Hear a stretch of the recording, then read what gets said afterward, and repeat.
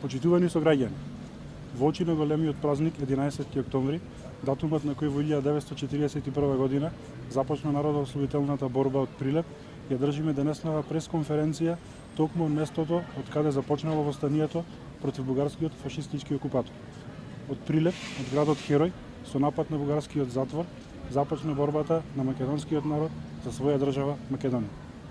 Денес, 2018 година, почитувани сограѓани, без трошка страм, што е негова карактеристика од овде, од Прилеп, ќе ни се обрати Зоран Заев, ликот кој решил да уништи се што припаѓа на оваа држава. Бидејќи Комисијата за промена на македонската историја е формирана, го прашуваме што има одлучено.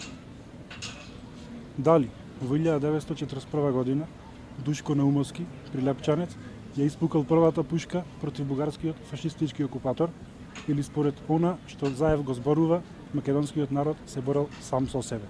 И што од наредната година ќе представува овој музеј за нас, или може и ќе го рушите.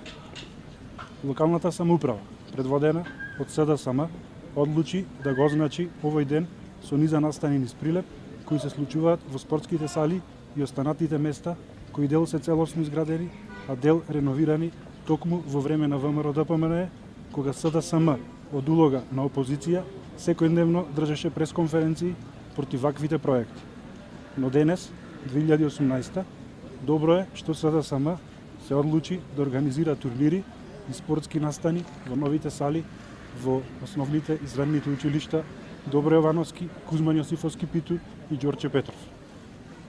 Добро е затоа што потврдија дека не може и не смее да се брише тоа што е направено во минатото.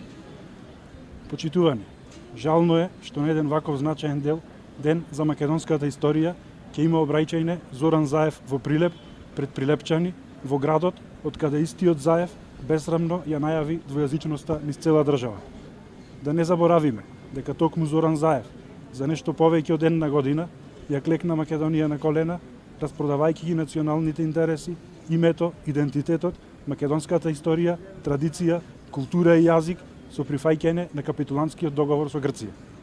Но се надеваме оти нашите сограѓани од СДСМ, кои се уверија оти не можат да избришат се што е пред нив изградено, конечно ќе му укажат на својот председател, оти не смее да ни ја брише историјата, оти без незе нема да имаме ни сегашност, ни иднина.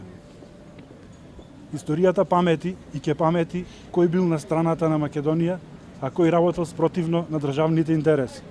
По примерот на храброста и мудроста на нашите борци и предци, народот извојува уште една битка за зачувување на Македонија на референдумот на 30 септември оваа година.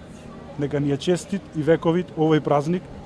По падот на оваа народна влада, Македонија ќе продолжи и понатаму да биде на страната на демократијата, слободата и прогресот.